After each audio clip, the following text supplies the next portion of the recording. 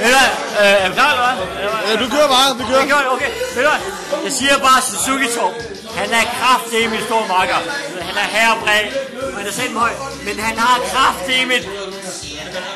Jeg siger bare, altså hvis man ser bagfra, så tænker man, damn, en fedtøs. Han har noget af en hår, mand. Ja, du gav mig det lange krøllet hår. Og man tænker, hvis du bare sad på en lille bitte pige, så vil man bare sat med knip. Er du gal, mand? Man vil bare, er du gal, mand? Suzuki Torp. Det var alt. Det var alt.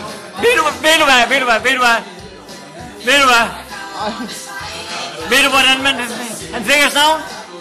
Det var fordi han gjorde med sådan en lille bitte Suzuki. Han er en kæmpe fyr, så du så helt abnormal ud, mand. Er du gal, mand? Man tror, det er løgn, mand. Nej. Det var fandme sådan, han fik hans navn. Er du gal, mand? Nej, det er helt tosset, mand. Sådan en kæmpe stor fyr. Suzuki-toppen. Og så fik altså lige på sådan en lille pæren. Det er jo ikke til at tro, jo. Altså, men for at tro det, at det var noget, at, som nogle af de der fra Hollywood, de skrev. Altså, man tror det jo ikke, jo. Det er jo helt tosset. Man kan, altså, you cannot make that shit up. Det er så fuldstændig lort, man. Jeg siger det bare ikke.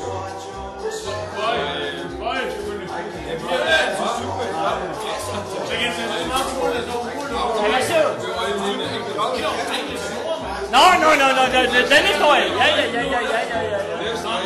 Ja, den historie. Ja. Der var så med hende der pigen der. Der var hende der pigen der. Hun havde kraftedeme lange patter. Altså, det var en af grunden til, jeg burde have nævnt det, men jeg troede, det var et børneprogram, så jeg nævnte det ikke.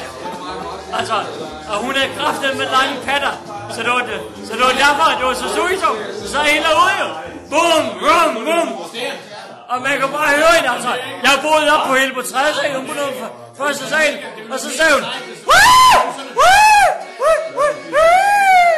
altså, det var der, altså blandt Danmark.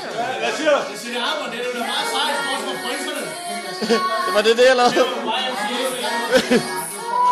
Det bliver så godt i morgen på Facebook, det her, Bøjtegård.